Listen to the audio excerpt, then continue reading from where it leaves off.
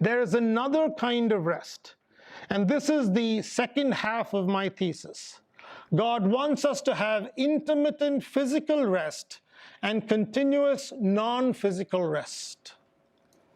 I tried numerous terms. So these terms, physical and non-physical, are not exactly right. They don't convey the exact meaning. I tried numerous different terms. I tried physical versus mental and spiritual, material versus immaterial, and so on. But none of the terms were able to capture the essence of what I'm trying to convey. So you can ignore the terms and try to get the concept that I'm trying to convey.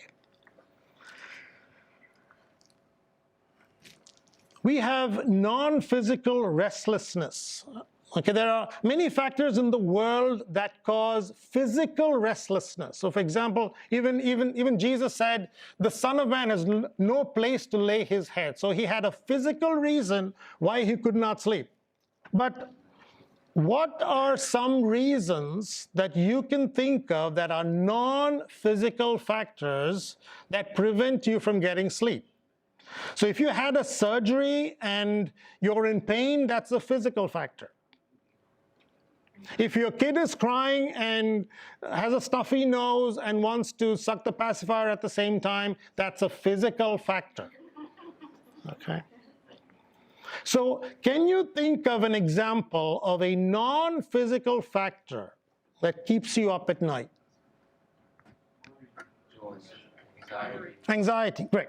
So we're on the right track. So anxiety, worry, guilty conscience, anger, revenge, all these things can keep you up at night. British-born director Ridley Scott has directed many movies, including Alien, Blade Runner, Gladiator, Black Hawk Down, The Martian, among others. He revealed a rule that the best horror and sci-fi movies follow, and that is never reveal too much. This is what he said. You don't show the monster too many times because you'll get used to him and you never want to get used to him. The best screening room in the world is your brain. So it's learning to tap into the human brain to show just so much.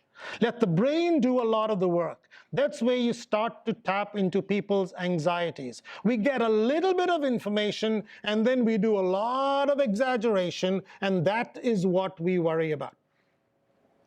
That can happen with fear, that can happen with worry, that can happen with anxiety, that can happen with anger, with revenge.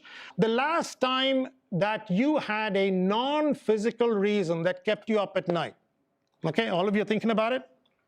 The last time you had a non-physical reason that kept you up at night.